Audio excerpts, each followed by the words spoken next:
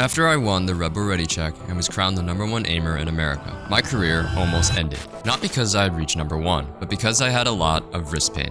Today I want to share more about the sharp pain and stiffness that I had in my wrist, which prevented me from playing longer sessions and started to affect my aim. I also want to show you what I did to fix this issue and give you some simple steps you can follow to prevent this from happening. Before the Rebel Ready check, I was already dealing with some pain that caused my hand to feel extremely weak for about 1 week when I pushed too hard, spending about 4 hours straight on a scenario with heavy wrist sweeping movements. I continued to play through some of the discomfort during my prep for the Ready check, playing around 8 to 9 hours per day on singular scenario types. I knew if I wanted to continue competing at a high level, I had to fix this. Through Voltaic, I was connected with Matt over at 1HP, who I knew was a physical therapist that worked with a lot of pros in esports. He's worked with players like Elige, Benji Fishy, Hollow, Leaf, Scream, Heaton, and hundreds more across all of the major esports titles. Here's what I was dealing with at the time, and what Matt ended up finding during the initial assessment. When Matty first came to me, he had pain on the palm side of his wrist and at his index and middle finger in the region shown. This pain was a 4 out of 10 at rest and would get worse after 2 to 3 hours of aim training at a medium intensity. And if he pushed past 3 hours, he felt sharpness and wouldn't be able to continue. Matty also had stiffness around a 4 out of 10 at his index and middle fingers that would continue to get worse into his sessions. And this would impact his performance along with developing some misclicking. And he reported that it would happen 2 times every 3 to 4 runs. So I went through a complete evaluation looking into his schedule, his physical conditioning, his lifestyle, and of course, his mouse settings and grip. And the 2 main things that we found were, #1 was poor overall endurance of the forearm muscles responsible for clicking. And it was only 33% of what is considered normal with an endurance test for this population. Secondly, the way he was approaching his training schedule needed some improvement. He was not really considering how the amount of gameplay and the type of maps, which vary in intensity, that he would play on each day would impact the stress on his wrist and hand. And the best way you can understand this is by thinking about the muscles and tendons of your wrist and hand as having an HP bar. Every single time you're clicking and moving the mouse to hit targets,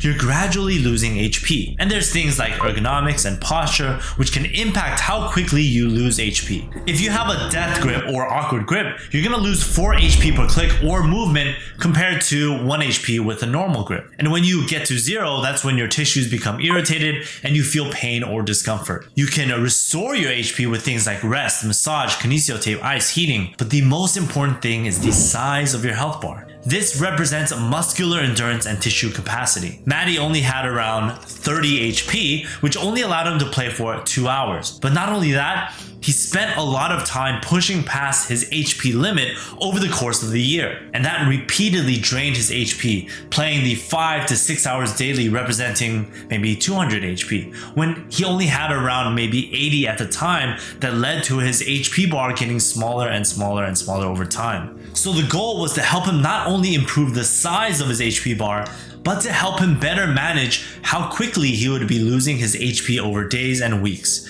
And basically that just means managing his schedule. The work that I had done to prepare myself for the Rebel Ready check had definitely taken a toll on my wrist. The intensity of the practice had left me basically with 1/3 of my maximum HP bar. Each day that I woke up after that tournament, my hand felt constantly weak, as if I had very little grip strength. The tendons in my wrist felt perpetually tired out and fatigued. Weakness and pain around the wrists and fingertips practically disabled me from training at my usual pace, and this was made even worse by misclicks caused by the muscles in my fingers basically misfiring and twitching, disrupting my control. The work that I did with Matt at 1HP improved my tendon endurance and helped me to restore my grip strength to what it had originally been. Within just 3 to 4 weeks of starting my program with him, the weakness around my wrists and fingers began to fade entirely while at rest, and I was able to reach my usual aim training grind sessions of up to 4 to 5 hours in playtime. The high scores came back as well. Stiffness was still present around the 3-hour mark, but it had significantly improved from what it had been shortly after the Rebel Ready check. With better strength and control of my hand returned to me, the misclicks also went away.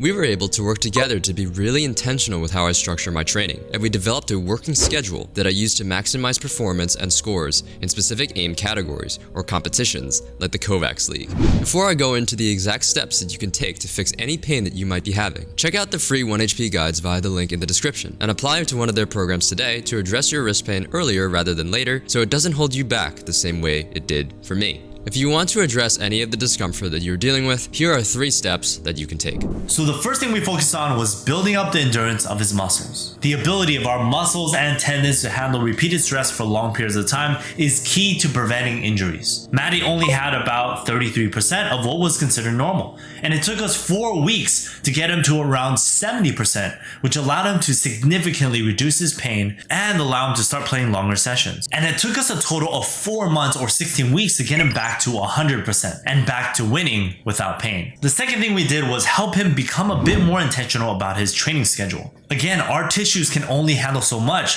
so I needed to help Maddie understand that he needed to plan out his breaks and gradually build up his training time so he can maintain his peak performance. And we worked really closely together to plan out his week and the amount of hours he would play each day to ensure it wouldn't exceed what he could handle. And this gradually increased over time with even more specific planning around these scenario types and whether he was playing to score or to learn the scenario. This helped him not only better manage his wrist, but reach peak scores more quickly with certain scenarios. The third thing we did was helped him maintain a regular routine to prevent the problem from returning. After reaching the HP that he felt happy with to handle a majority of his competitive schedule, it was important to teach him how to maintain his endurance. Periods of increased playtime always occur during the year, especially around any new game releases, school, work, or competition. So keeping up with his program was important to maintain his condition, but also build or increase his HP during periods of lower demand. If you feel like your hands are holding you back,